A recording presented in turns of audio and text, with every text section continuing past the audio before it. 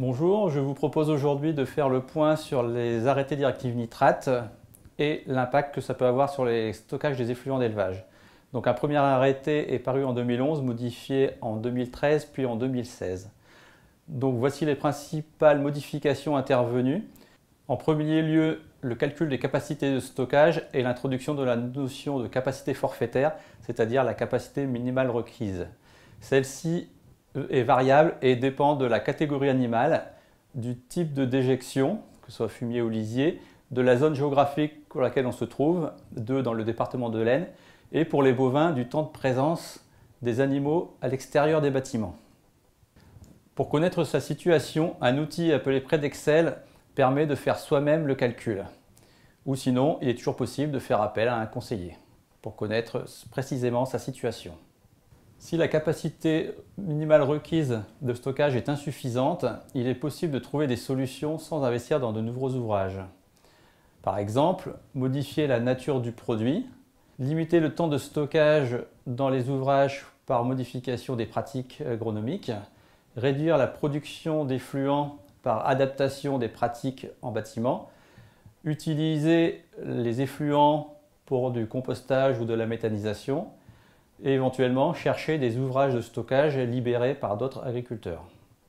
D'autres solutions avec un investissement modéré peuvent également répondre à la problématique. L'égouttage du fumier pour changer la consistance du produit, modifier les ouvrages de stockage, par exemple couverture de fumière ou de fosse ou augmentation de la hauteur de murs, et enfin traiter les effluents peu chargés par des procédés agréés. Une brochure synthétisant ces différents aspects est disponible sur le site internet de la Chambre d'agriculture. L'arrêté d'octobre 2016 amène des modifications sur le stockage au champ des fumiers, qui est toujours envisageable. Il concerne les fumiers non susceptibles d'écoulement après maturation de 2 mois sous les animaux ou dans une fumière. Cela concerne donc les aires paillées intégrales, fumier très compact, les pentes paillées, les étables entravées et les aires d'exercice raclées fortement paillées, c'est-à-dire les fumiers compacts. Certains fumiers mous à compact peuvent acquérir ce statut après modification. Il concerne également les fumiers de volaille et les fientes séchées obtenant de manière régulière 65% de matière sèche. Donc, quelques nouveautés sont apparues. Le stockage est désormais limité à 9 mois. Le dépôt est possible sur prairie, sur terre cultivée ou sipant, et sur terre nue à condition d'y mettre un matériau absorbant de 10 cm d'épaisseur comme de la paille en dessous ou de le bâcher.